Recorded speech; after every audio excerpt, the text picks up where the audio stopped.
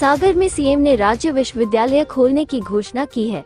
इस दौरान सीएम ने कहा कि मैं सागर में राज्य स्तरीय विश्वविद्यालय स्थापित करने की घोषणा करता हूं।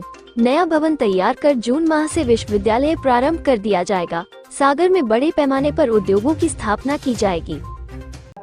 मैं आज के अवसर पर एक तो आपने जो मांग रखी, शैलेंद्र भाई, हमारे गोविंद भैया, बीडी जी, सबने कहा है कि यहाँ पर स्टेट यूनिवर्सिटी की जरूरत है, तो हमने कहा इसी साल जून से यहाँ विश्वविद्यालय की स्थापना करने की घोषणा करते हैं। अगर हमारे अपने यहाँ इस जगह पर सरदार, हमको मालूम है सर हरि सिंह गौर अपने पैसे से विश्वविद्यालय खोल सकते हैं, तो इतनी सरकार इतनी दरिद्र थोड़ी है कि आप की मांग नहीं मानेगी, निश्चित रूप से मानेगी। क्यों नहीं मानना चाहिए। और इसकी व्यवस्था भी हमारे अपने लिए अभी कोई भवन तैयार होगा, उसी भवन में इसी सत्र से विश्वविद्यालय प्रारंभ कर दिया जाएगा।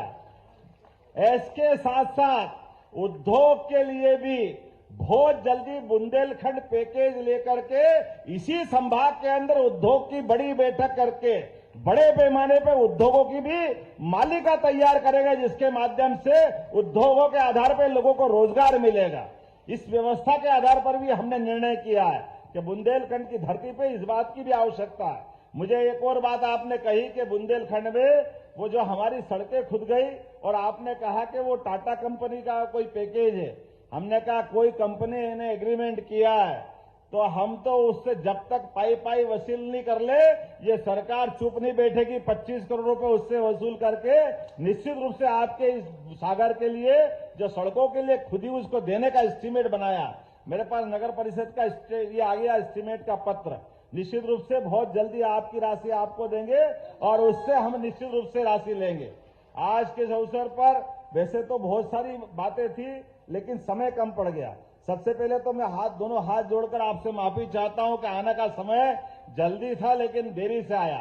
लेकिन आने के बाद हमने अपनी एक नियम बनाया कि आने के क्रम में हमारे अपने प्रशासनिक लेवल पर जो हमारे लॉ एंड ऑर्डर की मीटिंग हो, प्रशासन के जरिए निर्माण कार्यों की बातें हो, उसकी भी मीटिंग होना चाहिए। इसलिए संभाग की वो बैठक भी हमको करना है।